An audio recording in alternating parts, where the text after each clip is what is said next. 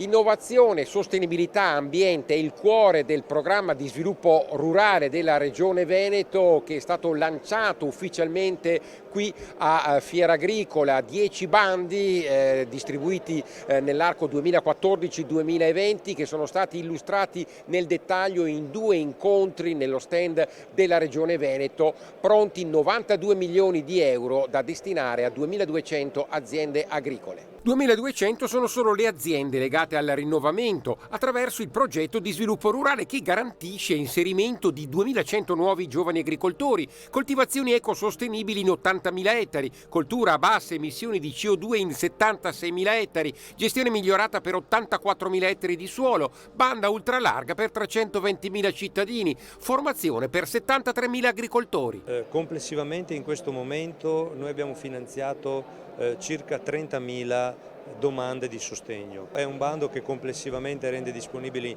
92 milioni di euro, è l'ultimo bando così importante del programma di sviluppo rurale, ne avremo un altro ma molto più limitato a fine 2020.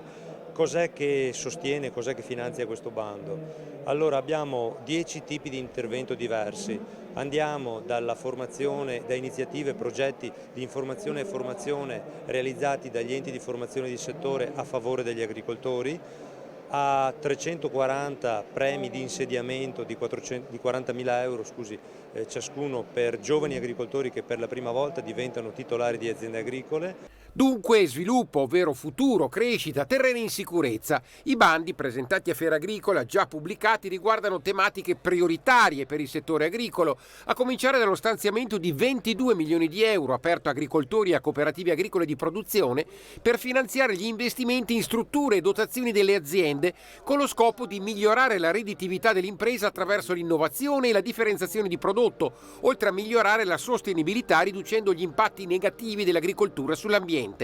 Altri 13 milioni e mezzo sono destinati a interventi per l'ammodernamento e la riconversione degli impianti irrigui finalizzati al risparmio dell'acqua in agricoltura, ma il finanziamento più consistente, che ammonta a 34 milioni e mezzo di euro, sarà a beneficio dei giovani agricoltori. Abbiamo poi un pacchetto di interventi che guardano a soggetti, diciamo così, attività complementari all'azienda agricola, un sostegno di 9 milioni e mezzo in conto capitale per quelle aziende agricole che realizzano investimenti finalizzati ad attività agrituristiche, di fattoria sociale, di fattoria didattica o di servizio ambientale. I primi bandi scadono il 10 marzo fino alla scadenza del 24 aprile per gli impianti irrigui.